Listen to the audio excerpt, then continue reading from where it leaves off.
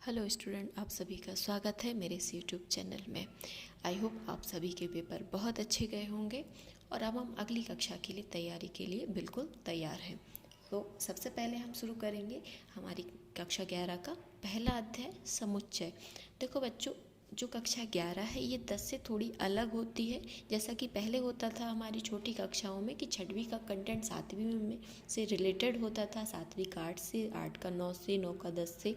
ये सारी जो कक्षाएं थी हमारी एक दूसरे से कनेक्टेड थी, लेकिन ये 11 में ऐसा नहीं होगा। हाँ, कुछ 10वीं के कुछ चैप्टर ऐसे हैं जो 11वीं में कनेक्टेड हैं, लेकिन सभी चैप्टर जो हैं 11वीं से कनेक्टेड नहीं होंगे। इसलिए इसको आपको बहुत केयरफुली पढ़ना है, बहुत ध्यान से पढ़ना है। इसको बार बार वीडियो को देखिएगा, उसको समझने का प्रयास कीजिएगा, आपको चीज़ें बेहतर तरीके से समझ में आएंगी। 11वीं जो कक्षा है बहुत ही सरल है यदि आप उसको सही ढंग से पढ़ें। हम शुरू करते हैं इसका पहला अध्याय।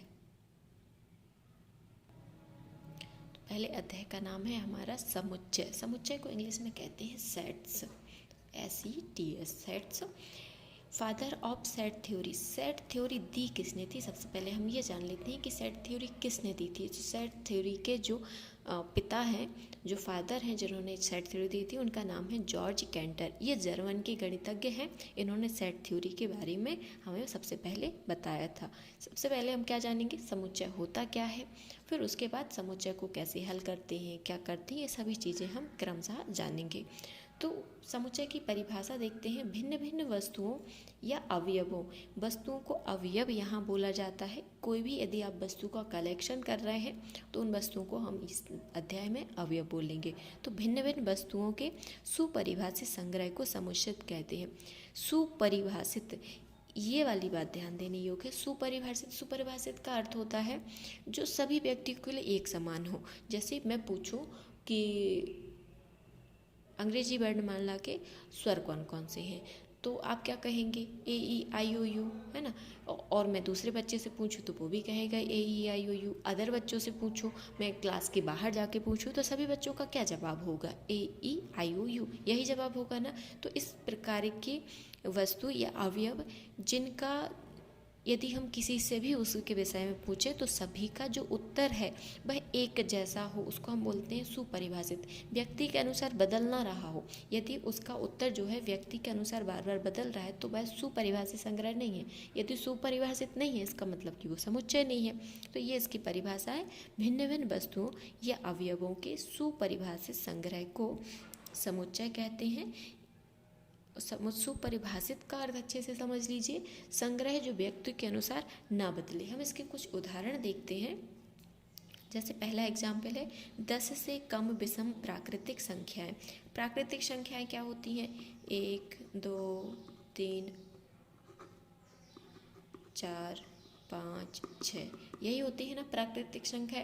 यहाँ प्रश्न में क्या पूछा है? 10 से कम विषम प्राकृतिक संख्या है। तो 10 से कम भी हो और विषम भी हो, मतलब 10 से कम 1, 3, 5, 7 और 9, ये कैसी संख्या है? प्राकृतिक संख्या है। और कैसी है? विषम है। तो 10 से कम और प्राकृतिक संख्याएं, विषम प्राकृतिक संख्याएं क्या होंगी? 1, 3, 5, 7, 9। और ये हर व्यक्ति के अनुसार बदलेंगी कि एक जैसी होंगी? एक जैसी होंगी। यदि मैं कहूँ तो भी 1, 3, 5, 7, 9 होंगी, आप कहें तो भी 1, 3, 5, 7, 9 होंगी। मतलब ये हर बच्चे के अनुसार कैसी होंगी? एक समान होंगी। तो इसका मतलब यह कैसा संग्रह है? सुपरिभाषित, सुपरिभाषित संग्रह है। और यदि यह सुपरिभाषित है इसका मतलब ये क्या है? समुच्चय है। अगला उदाहरण देखते हैं। 5 सबसे अच्छे अभिनेता।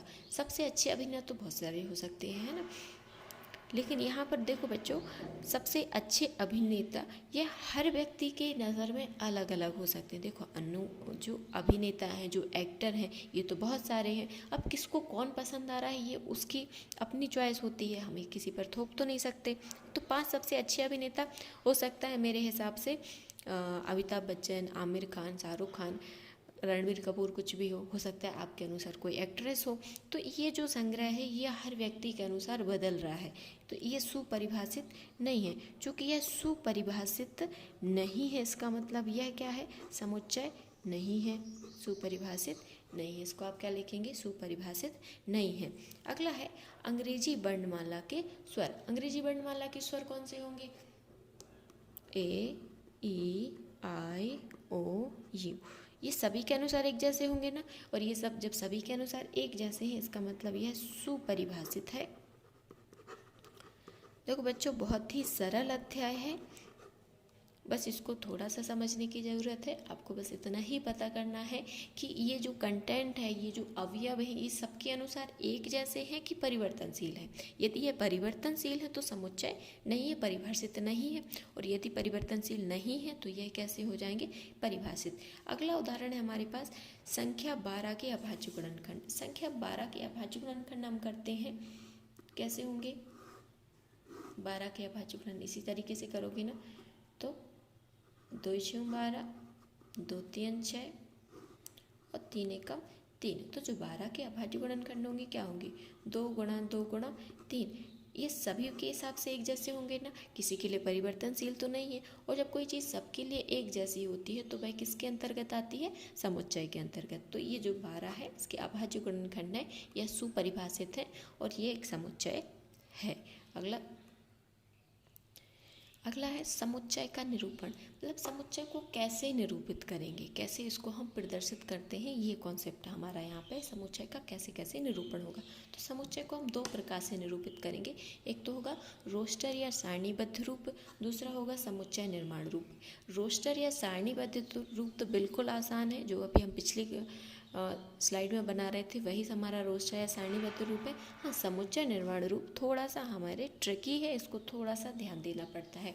इसको बनाने के तरीके मैंने यहाँ पर लिखे हुए हैं, इनको आप आराम से देख लीजिए, चाहे तो स्क्रीनशॉट लेके लिख लीजिएगा।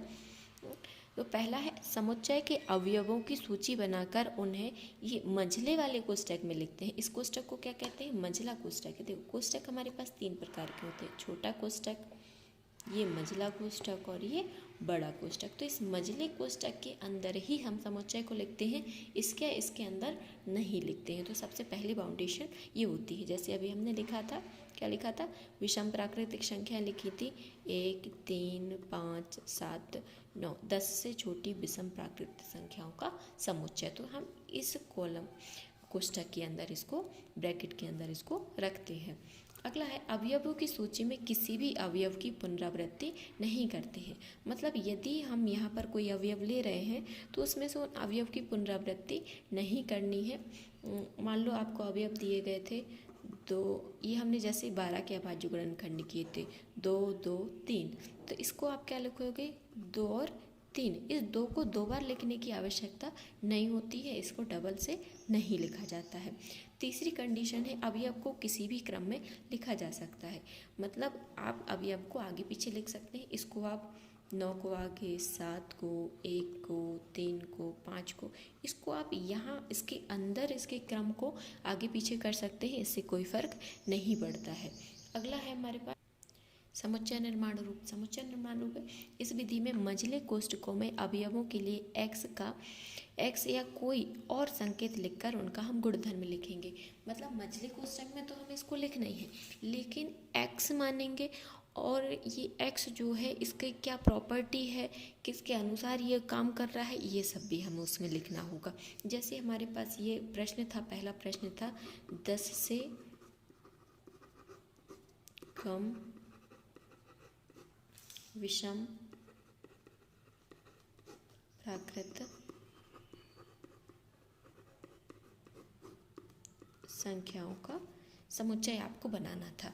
तो इसको समुच्चय हमने कैसे बनाया था? ये इसका रोस्टर निर्माण रूप क्या था? 1, 3, 5, 7, 9। लेकिन इसका जो समुच्चय निर्माण रूप होगा यह कैसा होगा? एक्स, जहाँ एक्स क्या है? जहाँ x बराबर है 10 से कम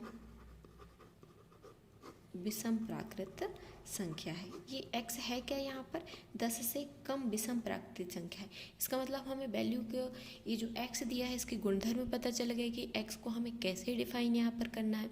तो इस प्रकार से हम इनको निकालेंगे। आगे और भी उदाहरण पढ़ेंगे जिससे आपको ये सब स्पष्ट हो जाएगा। यहाँ कुछ उदाहरण मैंने आपको लिए हैं। कुछ रोस्टर और सारणीबद्ध रूप में हैं जिनको हम समुच्चय निर्माण रूप में परिवर्तित करेंगे, कुछ समुच्चय निर्माण रूप में हैं जिनको हम सारणीबद्ध या रोस्टर रूप में परिवर्तित करेंगे। तो इससे आपको चीज़ें ज़्यादा अच्छे से स्पष्ट हो जाएंगी। सबसे पहले आपको एक चीज़ और ध्यान रखनी है कि जो समुच्चय होता है, यदि हम उसका नाम देते हैं तो उसको हम अंग्रेजी की कैपिटल लेटर से डिनोट करेंगे। ABCD कैपिटल लेटर से हम समुच्चय का नाम रखेंगे। मतलब इस पूरे समुच्चय को हम कैपिटल A लिख सकते हैं, कैपिटल B लिख सकते हैं, कोई भी कैपिटल लेटर आप इसमें लिख सकते हैं। लेकिन इसके अंदर जो अवयव होंगे उसको आप स्मॉल लेटर में लिखेंगे, इनको कैपिटल लेटर में नहीं लिखते। हाँ, प्रश्न में दिया गया है तो बात अलग है, लेकिन यदि आप बना रहे हैं तो उसमें आप अंदर जो अवयव होंगे उसको स्मॉल लेटर में, और जो बाहर अवयव का आप समुच्चय का नाम रखेंगे, सेट का नाम रखेंगे, वो आपका कैपिटल लेटर में होता है। तो पहला प्रश्न है हमारे पास 1, 4, 9, 16। इसको ध्यान से देखो, ये क्या है? 2 का वर्ग, ये क्या है? 3 का वर्ग, ये क्या है? 4 का वर्ग। तो आपको यहाँ दिख रहा है कि ये 1 का वर्ग, ये 2 का वर्ग, ये 3 का वर्ग और ये 4 का वर्ग है, यही है। जैसे हम क्या लिख सकते हैं? n² लिख सकते हैं, जहाँ n क्या है? हमारी प्राकृतिक संख्या है। इसको हम समुच्चय निर्माण रूप में कैसे लिख सकते हैं? इसको लिखेंगे, सबसे पहले मंझला कोष्ठक बनाएंगे, x सच दैट, इसको हम सच दैट पढ़ते हैं, जहाँ सच दैट, इसको आप पढ़ेंगे such that, such that x is equal n²। n² तो है, प्राकृतिक संख्याएं तो है, लेकिन इसमें एक फाउंडेशन है, आपको वो भी लिखनी पड़ेगी। क्या है कि ये जो है आपका 4 तक ही गया है, x की वैल्यू जो है 4 तक सीमित हो गई है। तो ये किसका वर्ग है? 4 तक ही सीमित हुई है ना। तो ये हमें आपको लिखना पड़ेगा कि ये जो x है, n है, ये स्क्वायर है, लेकिन जो n की वैल्यू है वह कितनी है? तो हम n की वैल्यू लिखेंगे। यहाँ पर n की वैल्यू हम क्या लिखेंगे? ये जो x है, x इज इक्वल हो जाएगा लेस देन और इक्वल 4 का स्क्वायर है 4। मतलब या तो x 4 के बराबर है या फिर x 4 से छोटा है। तो इस प्रकार हमारा जो है, और एक और कंडीशन लिखेंगे, n belongs to capital N। जो n है यह प्राकृतिक संख्या है। तो इस प्रकार हम इसको समुच्चय निर्माण रूप में दर्शाएंगे। अगला है हमारे पास, अगला x यहाँ पे समुच्चय निर्माण रूप में दिया गया है, इसको हमें रोस्टर रूप में बताना है। a is equal x such that x is equal 2n, और n की जो वैल्यू है 1 से 5 के बीच में है, n belongs to n, n belongs to n। मतलब ये क्या है? n जो है प्राकृतिक संख्या है, n की वैल्यू 1 से 5 के बीच में है, और x बराबर क्या है? 2n है। तो इसको हमें क्या निकालना है? रोस्टर रूप में परिवर्तित करना है या सारणीबद्ध रूप में। तो सारणीबद्ध रूप में हम कैसे लिख सकते हैं? मंझला कोष्ठक, संख्याएं रिपीट नहीं होंगी और बस आप लिख देंगे संख्याएं x बराबर 2n है। तो 1 से 5 के n जो है 5 के बराबर या 5 से छोटा है, मतलब n is equal 1, n is equal 2, 3, 4, और कहाँ तक रखेंगे? 5 से 5 तक रखेंगे। और क्या करना है? 2n है, मतलब 2 से गुणा करेंगे। तो 2 एकम क्या हो जाएगा? 2, 2 दूनी क्या हो जाएगा? 4, फिर 3 रखेंगे तो 3 दूनी 6, फिर n की जगह 4 रखेंगे तो 4 दूनी 8, फिर n की जगह 5 रखेंगे तो 5 दूनी 10। तो हमारे पास क्या संख्या बन के आई, या क्या हमारे पास सेट बन के आया? 2, 4, 6, 8, 10। ये हमारे पास रोस्टर रूप में आया। तो बिल्कुल आसानी से आप रोस्टर रूप को समुच्चय निर्माण रूप में, समुच्चय निर्माण को रूप को रोस्टर रूप में परिवर्तित कर सकते हैं। बच्चों, यदि अभी तक आपने मेरा चैनल सब्सक्राइब नहीं किया है तो इसको चैनल को सब्सक्राइब कर लें आगे की, ताकि आपको वीडियो की नोटिफिकेशन समय समय पर प्राप्त हो सके। और इस हम जो सीरीज़ हमने चालू की है, इसको हम बड़े बिल्कुल सही ढंग से फ्लो में चला सकें इसको। है ना। और ये आप जानकारी ज़्यादा से ज़्यादा स्टूडेंट तक शेयर करें ताकि उनको भी इस चीज़ का फ़ायदा मिल सके। बड़े आसान तरीके से हम इसको पढ़ने का प्रयास करेंगे, आपकी 11वीं को सरल बनाने का प्रयास करेंगे। आगे का देखते हैं। अगला देखो, ये है, देखो हमने जो, अच्छा हाँ ये रह गया, ए बराबर, ए जो समुच्चय है x, जहाँ x संख्या 6 से छोटी प्राकृतिक संख्या है। x क्या है? संख्या 6 से छोटी और प्राकृतिक संख्या है। बिल्कुल सरल। x जो है छोटा है 6 से, मतलब 6 तो नहीं आएगा, 1 2 3 4 और 5। अगला है हमारे पास, यह रोस्टर या सारणीबद्ध रूप में दिया है, इसे हमें समुच्चय निर्माण रूप में लिखना है। 2 4 6 8 10। यहाँ पे समुच्चय का नाम ए कैपिटल रखेंगे, x such that x equal क्या है, यहाँ देखो 2n है, 2 से गुणा हो रहा है, 2 दूनी 4 दूनी, है ना, 2 3 6 2 चौके 8 2 पंचे 10, तो क्या हो रहा है, 2 से गुणा हो रहा है, तो x इक्वल क्या हो जाएगा, 2n।